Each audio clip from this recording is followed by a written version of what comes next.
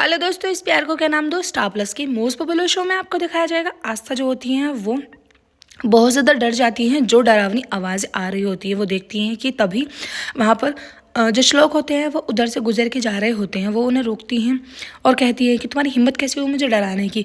उसके बाद वो उस टीवी को बंद कर देती हैं। लेकिन वहाँ पर जो अंजलि होती है उनके हाथ में एक प्लग होता है। इसका मतलब जो सारा कर्म कांड होता है ये अंजलि का करा हुआ होता है। वो चाहती है कि श्लोक और आस्था एक साथ रहे, क्योंकि बाबा चाहते हैं, मतलब उनके साहिब चाहते हैं। श्लोक के पास जाती हैं।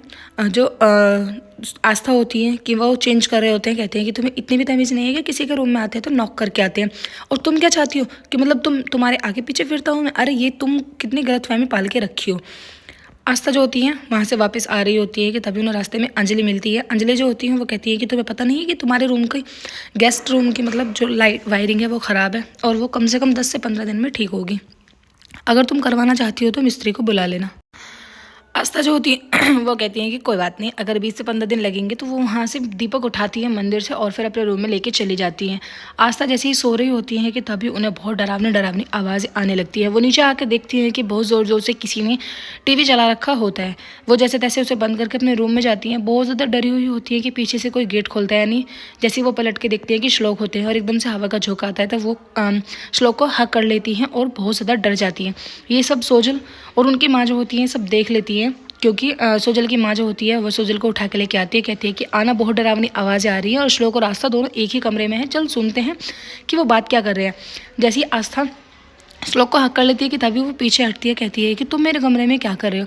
श्लोक जो होते हैं वो कहते हैं कि बताओ, शादी से बाद में क्या होता है। शादी से बाद में जब तुम्हारा गृह प्रवेश हुआ, फिर मैंने तुम्हारा नामकरण किया, तो क्यों ना अब हमारी सुहागरात हो जाए।